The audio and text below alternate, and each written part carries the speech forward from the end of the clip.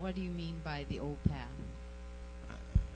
I'm glad to answer that question. Let us read first the verse, because I always answer with verses of the scriptures. In the book of Jeremiah chapter 6, verse 16, please put that on our screen. Thus saith the Lord, stand ye in the ways, and see, and ask for the old paths, where is the good way, and walk therein, and ye shall find rest for your souls. You see, that is the instruction of the Lord. A direct instruction from Him. Stand ye in the ways. You will see the word ways is used. There are so many ways now. There's a way of Herbert Armstrong.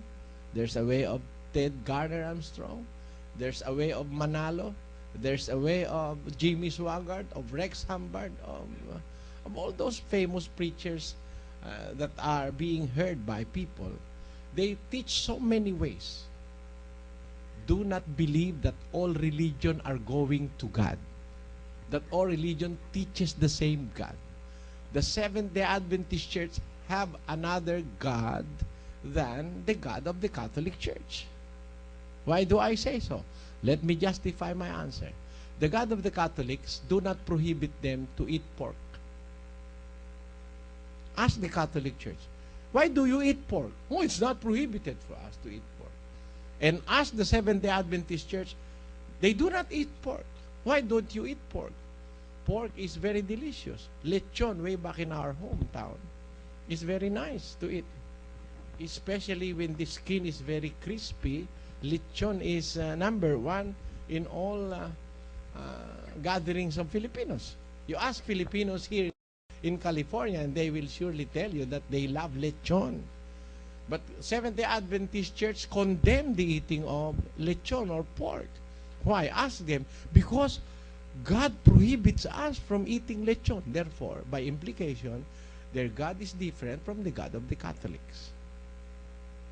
So, there are so many ways in religion. Religiously speaking, there are so many ways.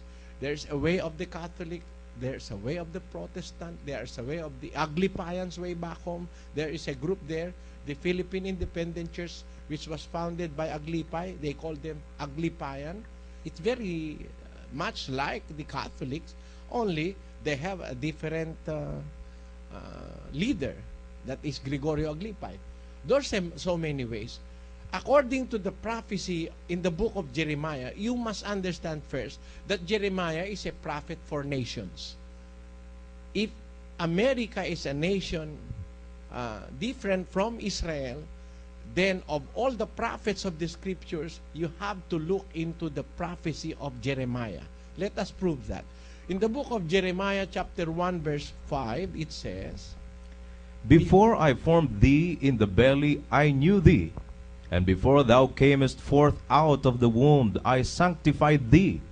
I ordained thee a prophet to the nations. You see, Jeremiah as a prophet is not just a prophet for Israel. He is a prophet unto nations. America is a nation other than the nation of Israel. Therefore, the prophecy of Jeremiah must be in effect or very relevant unto the people of America. And we can read from the prophecy of Jeremiah. He said in 6:16, and I want to read that again, Thus saith the Lord, stand ye in the ways. There are so many ways. You have to stand. You have to look. See and ask for the old path. Where is the good way? Where is the good way? It is in the old path. So, that explains the title of our international program, The Old Path, or Ang Dating Daan. It is the path wherein we can find rest for our souls. And that is biblical. Biblically, are women second-class citizens? Do they have power? Do they have to conform to their husbands, or do they have their own rights? Biblically, because I know I can only remember hushy women. Be silent. And so, biblically, do we have... I know we're responsible for our own souls, following the teachings, but do we have biblically power within our relationships and our nation You have. Precisely you have. I'll give you one. Let us turn to the book of 1 Corinthians chapter 7, verse 3.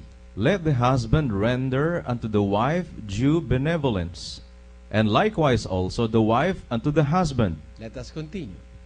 The wife hath not power of her own body, but the husband. And likewise also the husband hath not power of his own body, but the wife. Can you just imagine that? Your husband hath not power over his own body, but you. So whatever you want to do with the body of your husband, if you want to kiss his foot, his soul, you can do it. Because the Bible says so.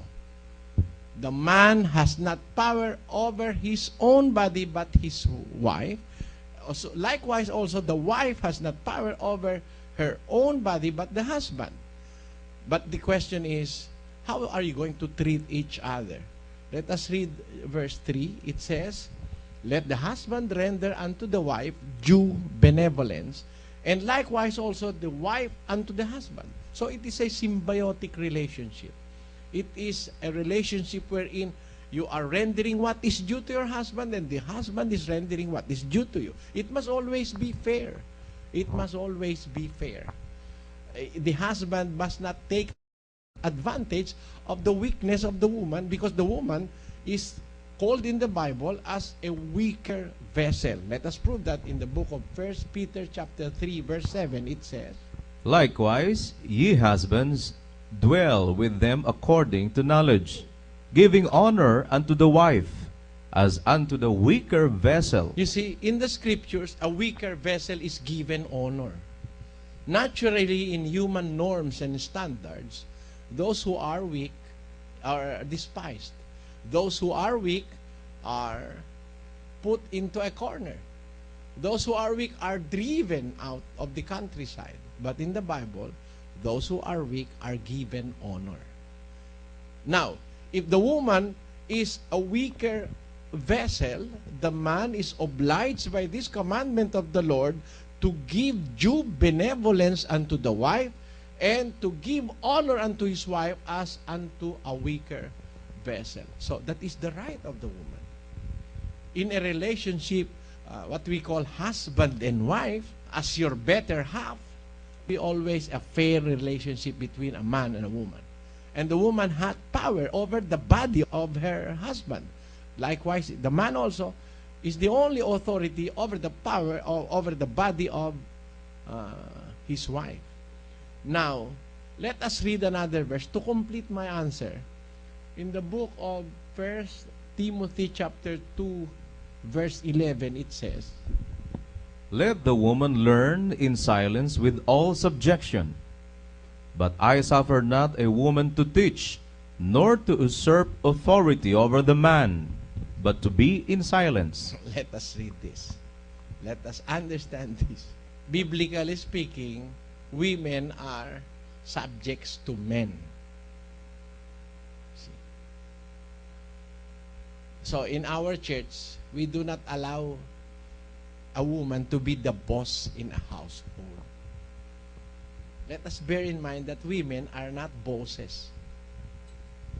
If you are going to conform, if you are going to ask your conscience to conform with the will of God, it says, let the woman learn in silence with all subjection. You may ask another question. Why? Let us continue reading. Let the woman learn in silence with all subjection. But I suffer not a woman to teach, nor to usurp authority over the man, but to be in silence. Why? Let us supply the answer from the scriptures also. For Adam was first formed than Eve. That's the reason. Adam was first formed than Eve. And Adam was not deceived. But the woman being deceived was in transgression. You see, history teaches us something that is good. And that is, when I say history, it is biblical history. Biblically speaking, women, because they are called in the Bible as weaker vessel, are very prone to the enticement of Satan.